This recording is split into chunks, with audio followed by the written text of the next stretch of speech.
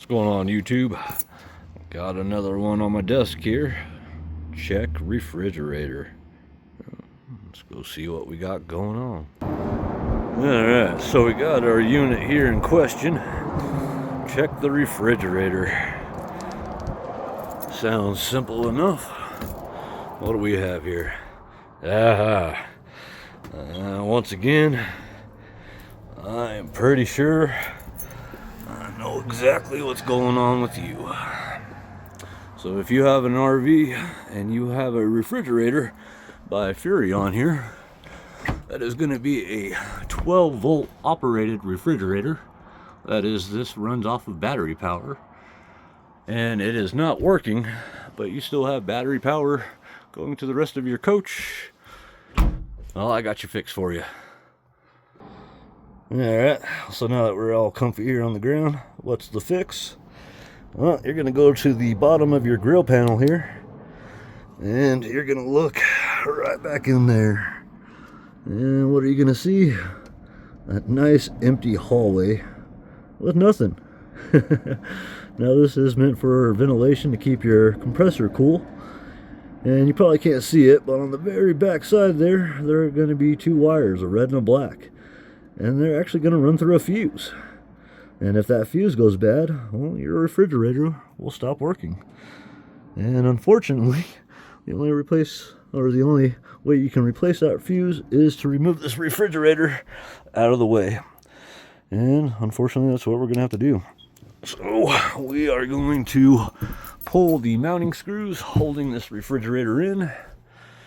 And typically you're going to have a few up top here. I got that one there. A few going across the top.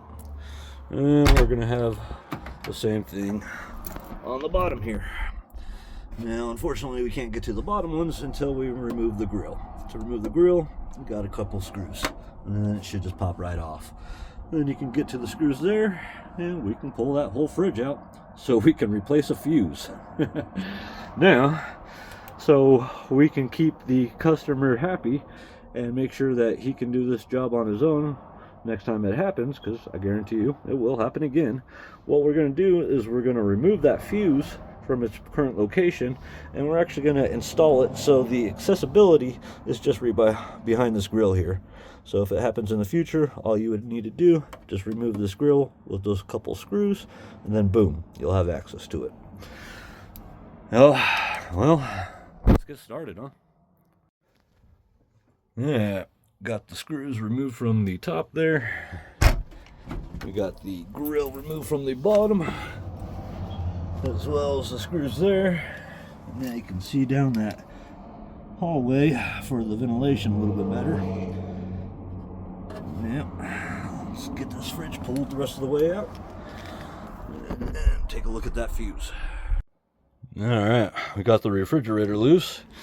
Next step, we're going to be removing all the screws here holding this panel on, and we're going to remove that panel to access the fuse.